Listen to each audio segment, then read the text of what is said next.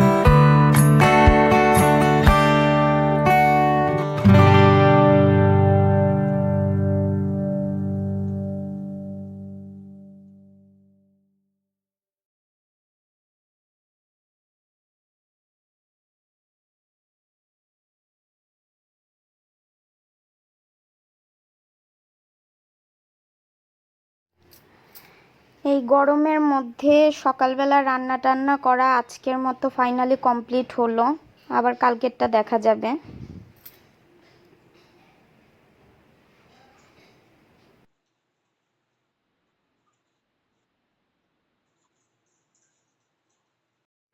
আর তোমাদের কাদের কাদের সাথে এরকম হয় একটু বলো তো।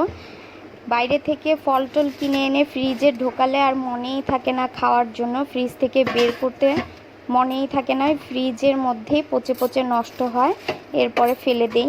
তো আমার সাথে তো সব সময় এরকমই হয়, ফ্রিজের মধ্যে ফল এনে রাখলে আর মনেই থাকে না, নষ্ট হয়ে যায়, পরে নিয়ে ফেলে দেই, আর খাওয়াও হয় না। তো আজকে অনেক দিন আগে আম আনা হয়েছিল, মনে পড়লো, তাই ফ্রিজ থেকে বের করে রাখছি। তো এমনিতে তো মাঝে মাঝে ছেলেকে আম খাওয়াই, কয়েকদিন ধরে গরমের জন্য তেমন কিছু খাওয়াচ্ছি না, কারণ শরীরটা খারাপ করলে, কারণ গরমের মধ্যে হজমে একটু সমস্যা হয়। আর এই আপেল বেদানা একদম নষ্ট হয়ে গেছে, এগুলো ফেলে দিতে হবে, আমগুলো বের করে রাখবো, আজকে সন্ধেবেলা খাওয়াবো ছেলে মেয়েকে। তো টিফিনেও মেয়েকে আজকে এই আপেলটাই দেব, অন্য কিছু আর দেব না, পড়ে পড়ে নষ্ট হয়ে যাচ্ছে।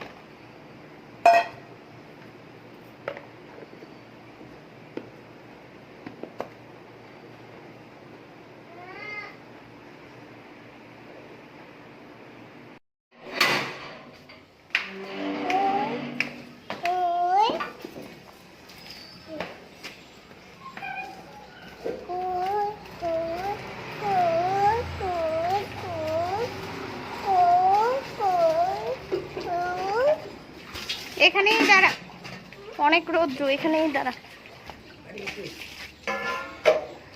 হ্যাঁ আসো, তাকে একটু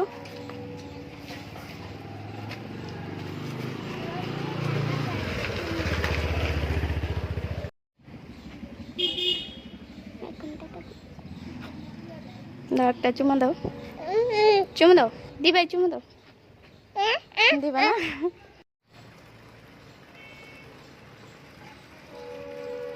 টাটা। বাইরে একটুখানি নেমেই অবস্থা খারাপ হয়ে গেছে, বাবা কি রৌদ্র, মনে হচ্ছিল পুড়ে যাবে। মানুষ যে বাইরে গিয়ে কিভাবে কাজ করে। আর এক দিদিভাই কমেন্টে বলেছিল যে তোমার মেয়েরা খুব মিষ্টি, কিন্তু এটা আমার মেয়ে না, ছোটটা আমার ছেলে, তো ওকে কি মেয়ের মতো লাগে? তো সবাই তাই বলে, মেয়ে বলে।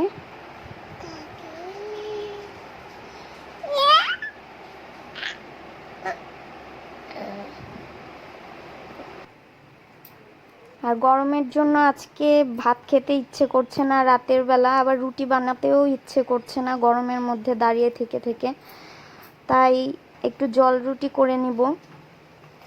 আর মেয়ে তো রুটি খেতেই চায় না, ওদের ছেলে মেয়ে আমার দুজনেরই চাবাতে ভীষণ কষ্ট, ওদের কোনো কিছুই চাবাতে চায় না, ওরা শুধু দেবো আর গিলে গিলে খাবে, তাও মুখে নিয়ে বসে থাকবে। তাই একটু জল রুটি করে দিচ্ছি, ভিজিয়ে রাখবো, ছেলেকে একটু ব্লেন্ডার করে দেব রুটি ভিজিয়ে আর আম দিয়ে। আর মেয়ে আমি এই জল রুটি খেয়ে নেব রাতে আম দিয়ে।